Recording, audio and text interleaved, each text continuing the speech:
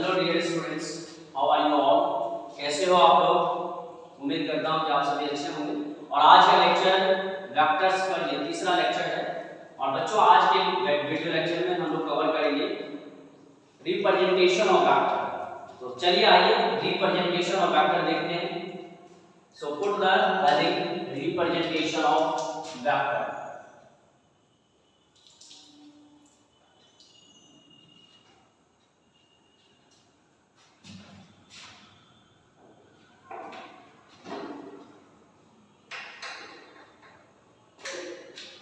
Representation of vector. Representation of vector. So dear students, हम लोग जानेंगे कि वेक्टर को कैसे निरूपित करते हैं। रिप्रेजेंटेशन ऑफ वेक्टर का मतलब है सदिश का प्रदर्शन या सदिश का निरूपण।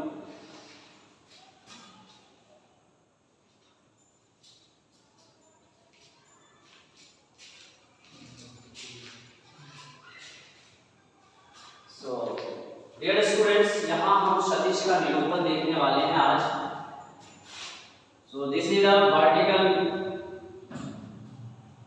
Axis and this is horizontal axis, X axis and Y axis respectively. ये एक्स एक्सिस है और ये वाई एक्सिस है। और हम लोग यहाँ 2 डायमेंशनल फिगर में वेक्टर को रिप्रेजेंट करने की कोशिश करेंगे। वेक्टर का यहाँ रिप्रेजेंटेशन देखने वाले हैं। तो वेक्टर को ज्योमेट्रिकल हम प्रेजेंट करेंगे। और वेक्टर को बच्चों ज्योमेट्रिकल इस तरह से प्रेजेंट करते हैं कि अगर 2 पॉइंट्स को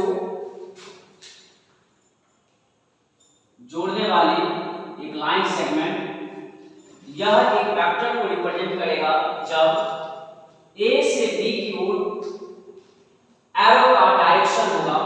बच्चों यहाँ इस साइन को बोलते हैं एरो। सो एरो का जो हेड है वह ए टू बी है। एरो का हेड ए टू बी है। और ए को हम लोग बोलेंगे प्यारे बच्चों इनिशियल पॉइंट। ए को बोलेंगे इनिशियल पॉइंट, इनिशियल पॉइंट। और बी को बोलेंगे फाइनल पॉइंट, फाइनल पॉइंट। या बोल सकते हैं प्यारे बच्चों फाइनल पॉइंट को एंड पॉइंट भी कहते हैं, या हम इसको टर्मिनल पॉइंट के नाम से भी जानेंगे। तो डियर स्टूडेंट्स, यहाँ वेक्टर ए से बी की ओर है।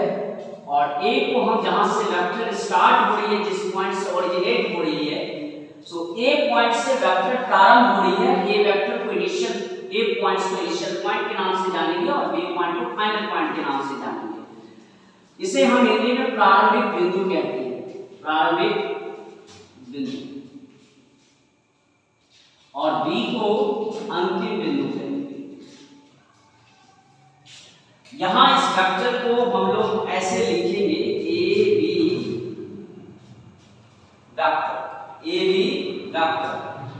ये एक वेक्टर है और हम लोग इसे क्या कहेंगे, ए बी वेक्टर, जिसमें ए इनिशियल पॉइंट है और बी फाइनल पॉइंट है। ये क्या है प्यारे बच्चों, इनिशियल पॉइंट। ये क्या है, इनिशियल पॉइंट। ए इनिशियल पॉइंट और बी जो है वो फाइनल पॉइंट है। वेक्टर ए बी में पहला लेटर इनिशियल पॉइंट को रिप्रेजेंट करता है और दूसरा वाला जो सेकंड लेटर है वो फाइनल पॉइंट को रिप्रेजेंट करता है। सो इसे हम बोलेंगे, पढ़ेंगे A B vector, A B vector अर्थात ए बी सदिश, और जिसमें ए लेटर इनिशियल पॉइंट है और बी लेटर फाइनल पॉइंट है। तो डियर स्टूडेंट्स, अगर ए पॉइंट और बी पॉइंट की कोऑर्डिनेट गिवन हो तो हम आसानी से वेक्टर ए बी निकाल सकते हैं कि इसकी वैल्यू क्या होगा।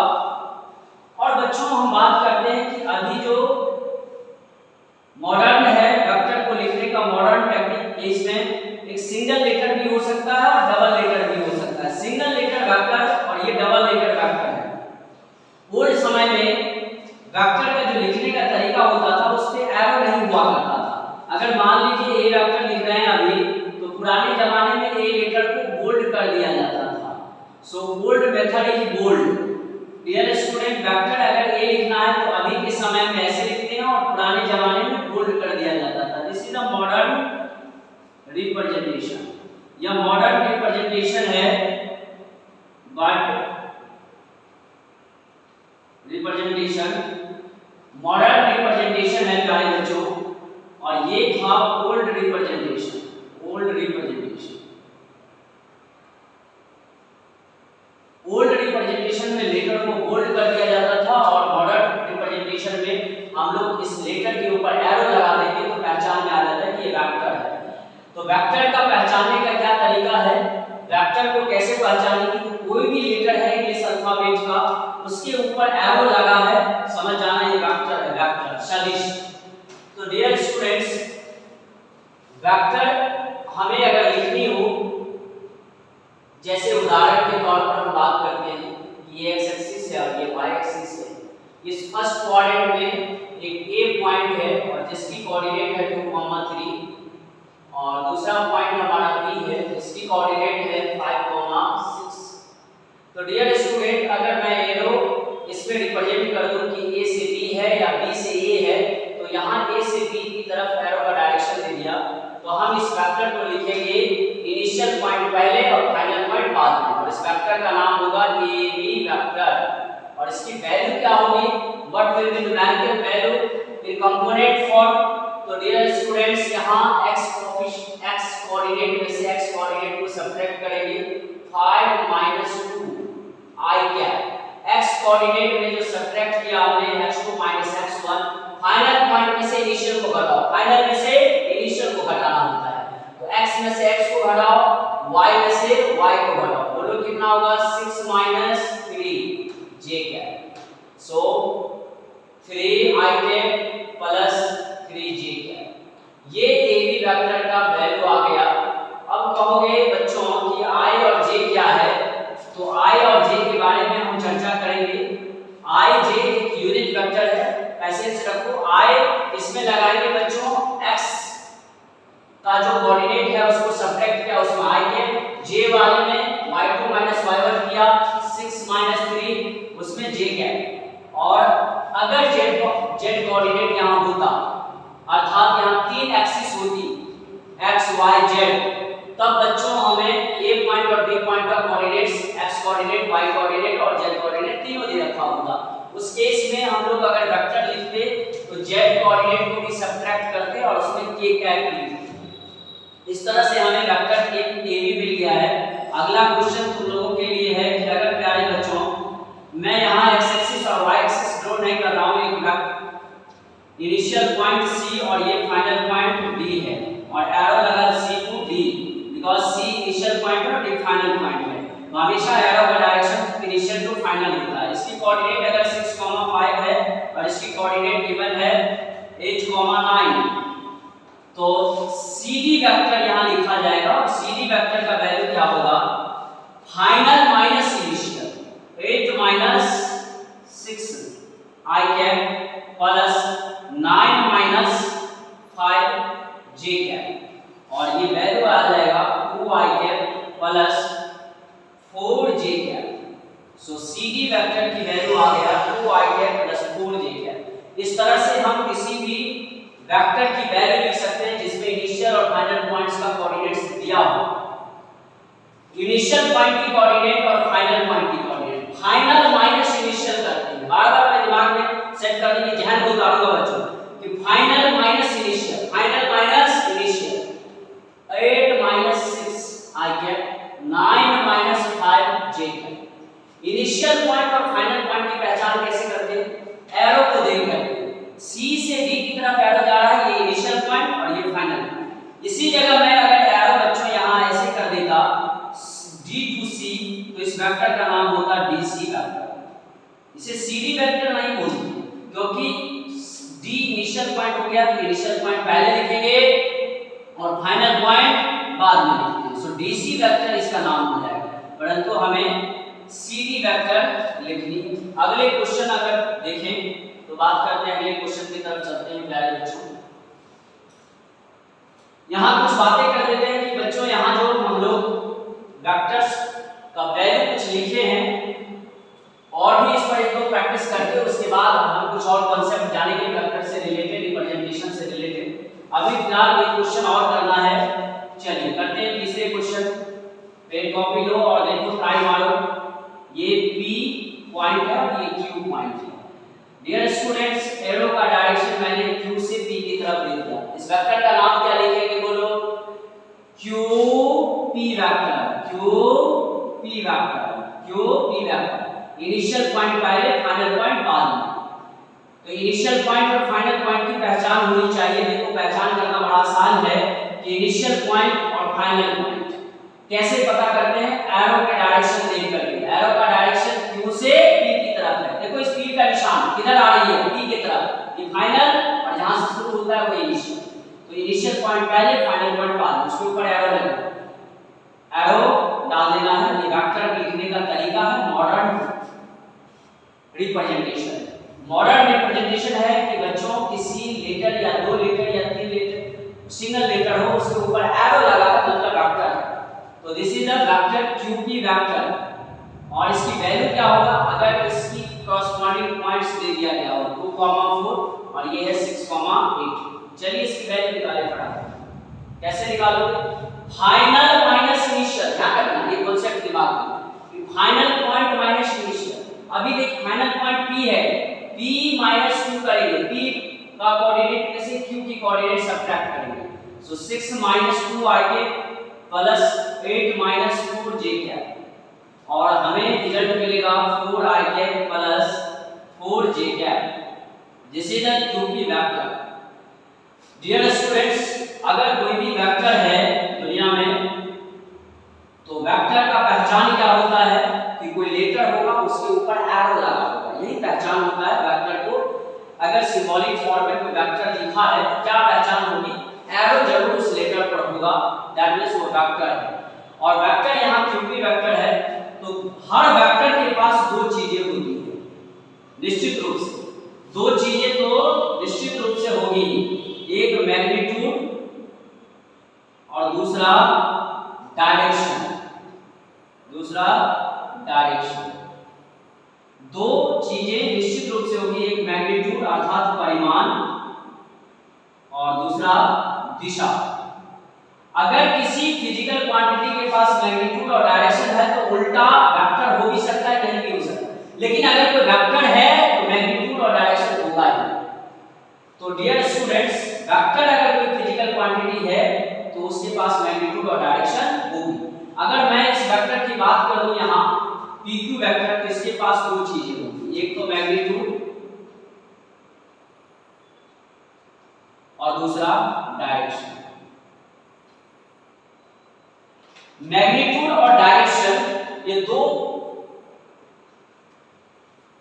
चीज हर वेक्टर कंटेन करता है।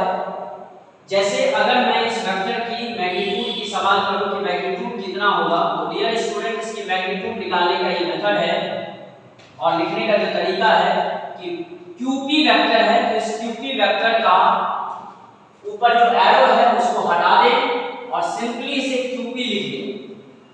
That is the symbol to represent the magnitude. Symbol है इसके रिप्रेजेंट करने के लिए, to the symbol to represent the magnitude.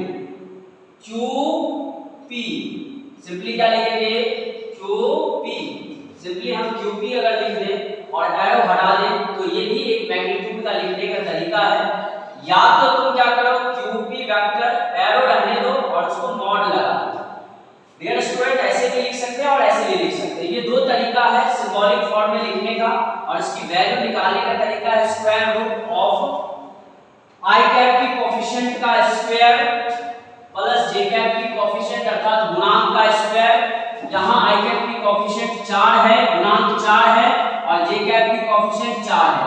इसकी स्क्वायर प्लस j कैप की कोएफिशिएंट का स्क्वायर वैल्यू कितना आ जाएगा बोलो? 16 प्लस 16 अंडर रूट 32। क्या आ जाएगा 32 का स्क्वायर रूट? 4 रूट 2। तो ये मैग्नीट्यूड हो गया 4 रूट 2। 4 रूट 2 का क्या मतलब है? What is the significance of the 4 root 2? 4 root 2 का मतलब ये है डियर स्टूडेंट्स कि यहाँ से QP जो वेक्टर है, जो यहाँ ज्योमेट्रिक फॉर्म में ज्यामितीय रूप में जो दर्शाया गया है एरो से, इस एरो की लंबाई है, इस एरो की लंबाई है। ये मैग्नीट्यूड बता रही है कि QP वेक्टर की लंबाई, मतलब इस एरो की लेंथ, इस एरो की लेंथ जितनी बड़ी होगी मैग्नीट्यूड उतनी बड़ी वैल्यू आएगी। यहाँ 4√2 आया, 4√2 मतलब Q से P के बीच की दूरी है 4√2, Q से P के बीच की दूरी है 4√2, अर्थात इस लाइन सेगमेंट एरो का लेंथ है 4√2।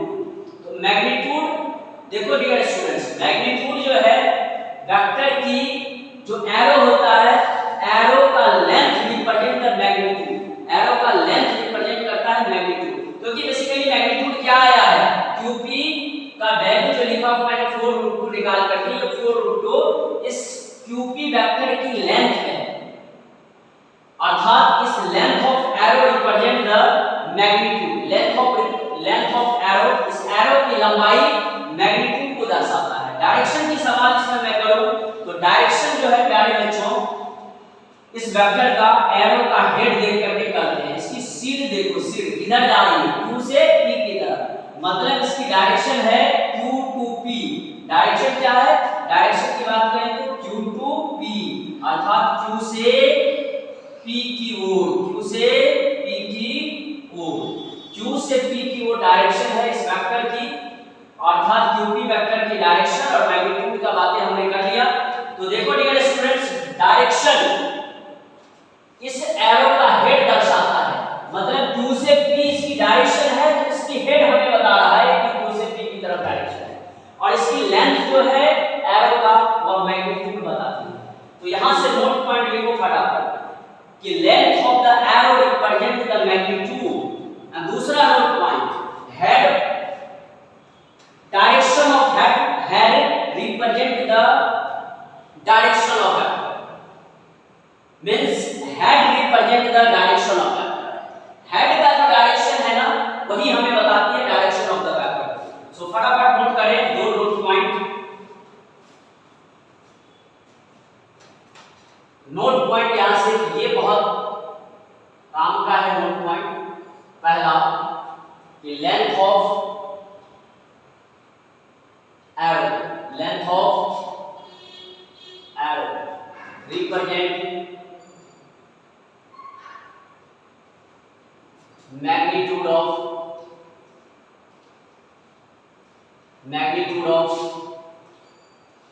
vector, length of arrow represent the magnitude of vector। और दूसरा महत्वपूर्ण पॉइंट, इसका मतलब क्या है, लेंथ ऑफ एरो, एरो का मतलब होता है तीर, तीर की तरह तुम्हें दिख रहा है कि इस Q से P की तरफ तीर जा रही है, तो इस तीर का जो लंबाई होता है, एरो का जो लंबाई है, एरो का जो लंबाई है वह दर्शाता है परिमाण को, किसकी परिमाण को, वेक्टर की परिमाण को।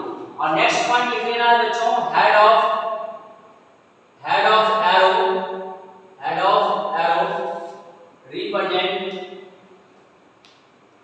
represent the direction of vector,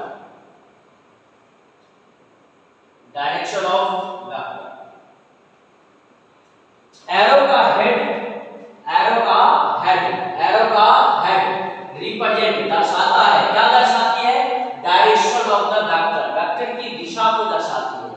head से ही पता चलता है कि दिशा किधर है वेक्टर का। अरे तीर देखा है, तीर का नुकीला पार्ट देखो किधर जा रही है, Q से P की तरफ। डायरेक्शन तुम डिटरमाइन कर सकते हो आसानी से, तीर का नोक देखो, नोक किधर जा रही है, जैसे इस मार्कर की नोक किधर है, इधर, तो नोक से पता करेंगे। इस तीर देखो, तीर, इसमें कंफ्यूज नहीं होना है कि कौन सा लास्ट पॉइंट है, कौन सा इनिशियल पॉइंट है। Q initial point, P final point. इस वेक्टर का नाम इनिशियल बिंदु पहले और फाइनल बिंदु बाद में। और इसके ऊपर जो एरो लिखते हैं, उस एरो को हमेशा लेटर के ऊपर जब एरो डालते हैं वेक्टर लिखते समय, वो हमेशा राइट वर्ड लिखते हैं, राइट वर्ड दाएं तरफ। तुम सोच रहे होगे कि सर Q से P है बाएं तरफ एरो, इसमें तो हम इस QP वेक्टर के भी ऊपर एरो लगा देते हैं इधर की तरफ, उल्टा नहीं प्यारे बच्चों। जब भी हम लेटर लिखेंगे और उसके ऊपर एरो लगाएंगे तो हमेशा दाएं तरफ।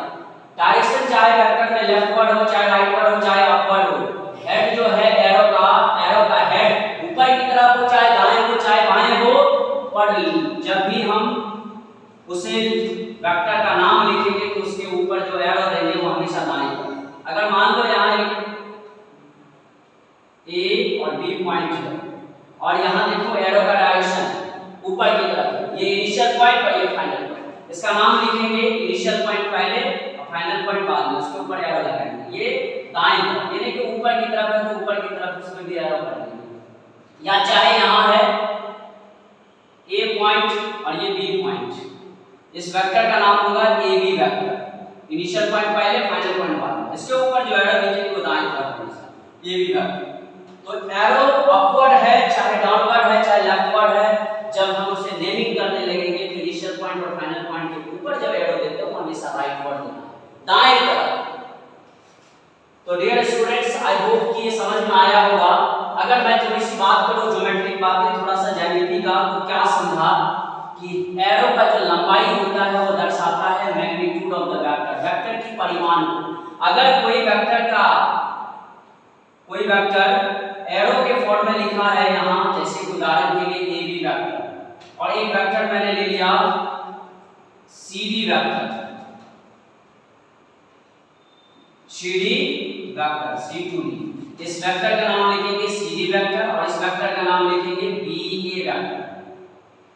इनिशियल पॉइंट ये है, फाइनल पॉइंट ये है। एरो को देख करके बता सकते हो क्या इनिशियल है और क्या फाइनल है। यहाँ देखो ए बी वेक्टर की जो लंबाई है अर्थात मैग्नीट्यूड, वो सी डी वेक्टर के बी ए वेक्टर की जो मैग्नीट्यूड है और सी डी वेक्टर का मैग्नीट्यूड किसकी बड़ी है, किसकी मैग्नीट्यूड ग्रेटर होगा, तो ग्रेटर मैग्नीट्यूड उस वेक्टर का आएगा जिसकी एरो का लेंथ बड़ा है। किस एरो का लेंथ बड़ा दिख रहा है, CD का, तो मतलब CD वेक्टर का मैग्नीट्यूड ज्यादा होगा, ग्रेटर होगा विद रिस्पेक्ट टू BA वेक्टर। BA वेक्टर के कंपैरिजन में CD वेक्टर की मैग्नीट्यूड ग्रेटर होगा। So magnitude of the CD vector is greater than magnitude of the vector BA। BA vector के मैग्नीट्यूड से CD वेक्टर का magnitude ज्यादा बड़ा होगा। कैसे? ज्यामितीय तुलना करो, जिसकी लंबाई जितनी बड़ी उसकी उतनी मैग्नीट्यूड बड़ा। तो छोटा और बड़ा एरो को देख करके बता सकते हैं कि किसकी मैग्नीट्यूड ज्यादा और किसकी छोटी है। अगर बात करो तो एक रेक्टेंगल है और इस रेक्टेंगल में एक side A B C D है, ये वर्टिसेस। डियर स्टूडेंट्स, यहाँ AB वेक्टर BC वेक्टर में अगर तुलना किया जाए, इस वेक्टर का नाम क्या लिखेंगे, ये इनिशियल पॉइंट ये फाइनल पॉइंट, इसे AB वेक्टर लिखेंगे और इसका नाम BC वेक्टर लिखेंगे। B से C की तरफ जा रहा है। BC और AB वेक्टर में अगर तुलना किया जाए तो तुम जानते हो कि ये लेंथ है और ये ब्रेथ है। इसकी लेंथ यहाँ क्या है, बड़ा है, तो AB वेक्टर की लंबाई बड़ा होगा BC से। तो एरो की लेंथ को देख करके, छोटा बड़ा साइज को देख करके बता सकते हो किसकी मैग्नीट्यूड ज्यादा होगा। यहाँ अगर तुलना करें तो AB वेक्टर का magnitude greater than BC vector का मैग्नीट्यूड। अगर हम यहाँ तुलना करें तो CD वेक्टर का मैग्नीट्यूड ग्रेटर होगा, larger than BA vector. CD vector का magnitude greater than magnitude of the BA vector. Magnitude को लिखने का ये तरीका है, या तो सिंपली मॉड हटाओ, डंडे हटाओ, एरो हटाओ, और सिंपली हम लिख सकते हैं CD ग्रेटर देन BA।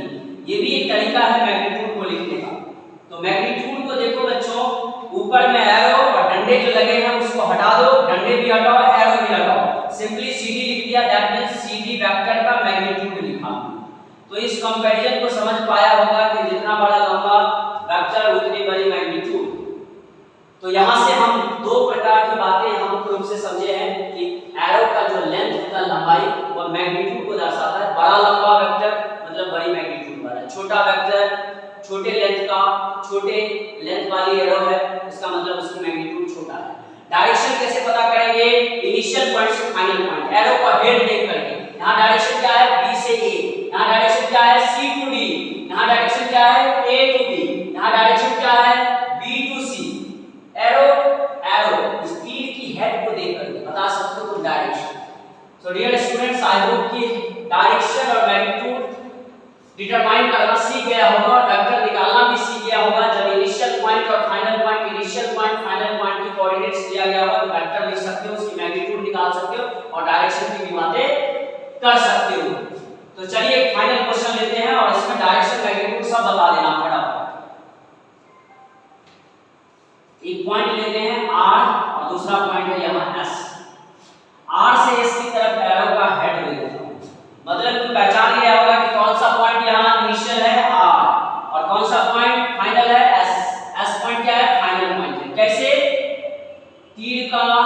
तीर का हेड देख करके तीर किधर जा रही है, एस की तरफ, ये फाइनल और ये इनिशियल। इनिशियल पॉइंट की कोऑर्डिनेट है हमारे पास गिवन है 3,4 माना कि, और एस पॉइंट की कोऑर्डिनेट है हमने कंसीडर कर लिया 7,3। डियर स्टूडेंट बोलो इस वेक्टर का क्या नाम लिखोगे, इनिशियल पॉइंट पहले और फाइनल पॉइंट बाद में, R S vector. This is the vector, या ये क्या है, वेक्टर है, और इसका वैल्यू कितना होगा आर एस वेक्टर का, तो देखो बच्चों final minus initial, final minus initial, final minus initial, final में से इनिशियल को घटाओ, 7 माइनस 3, 7 माइनस 3 आई कैप प्लस 3 माइनस 4, इसमें जे कैप लगा दो, ये आ गया हमारे पास 4 आई कैप प्लस आएगा 3 माइनस 4 कितना होगा -1, तो ये प्लस से क्या हो जाएगा माइनस जे कैप। तो डियर स्टूडेंट ये आर एस वेक्टर की वैल्यू आ गई 4 आई कैप माइनस जे कैप, 4 आई कैप माइनस जे कैप। इसके पास दो चीजें होंगी, एक मैग्नीट्यूड, अगर ये वेक्टर है तो मैग्नीट्यूड होगी, ऑब्वियस बात है, और डायरेक्शन भी होगी, ऑब्वियस है, नो डाउट कि अगर कोई वेक्टर है तो उसके पास मैग्नीट्यूड और डायरेक्शन निश्चित रूप से होगी। मैग्नीट्यूड कितना होगा, तो सिंबॉलिक फॉर्म में मैग्नीट्यूड को कैसे लिखते हैं, सिंपली आर एस लिखो, सिंपली या तो आर एस वेक्टर लिख करके इससे दो डंडे खिलाओ अर्थात मॉड लगाओ, या एरो हटाओ डंडे भी हटाओ, सिंपली आर एस लिखो, और इसकी वैल्यू कैसे लिखते हैं, स्क्वायर रूट आई कैप की कोएफिशिएंट का स्क्वायर प्लस जे कैप की कोएफिशिएंट -1 है, इसका कोएफिशिएंट गुणांक कितना होता है -1। बच्चों यहाँ जे कैप की गुणांक क्या है -1, तो सो -1 का स्क्वायर, यहाँ से आ जाएगी 16 और +1 रूट अंडर 17। ये इसकी देखो ये प्राइम नंबर है, इसके स्क्वायर रूट पॉसिबल नहीं है, तो dear student square root of 17 ऐसे रहेगा, और ये क्या दर्शा रही है, इस आर एस वेक्टर की लंबाई को, आर एस वेक्टर मैग्नीट्यूड क्या दर्शा रहा है, रूट अंडर 7 हमें ये बता रही है कि आर से एस बिंदु के बीच की दूरी है, अर्थात इस एरो का लेंथ है, length magnitude represent the length of the vector, and direction क्या होगी r2s, डायरेक्शन क्या होगी डियर स्टूडेंट r2s, मतलब r से s की ओर, इसकी दिशा क्या होगी r से s की ओर, हमेशा इनिशियल पॉइंट से फाइनल पॉइंट की ओर डायरेक्शन। तो डायरेक्शन एंड मैग्नीट्यूड का दोनों की चर्चा कर लिया। Thank you so much dear students, इतना ही, नेक्स्ट वीडियो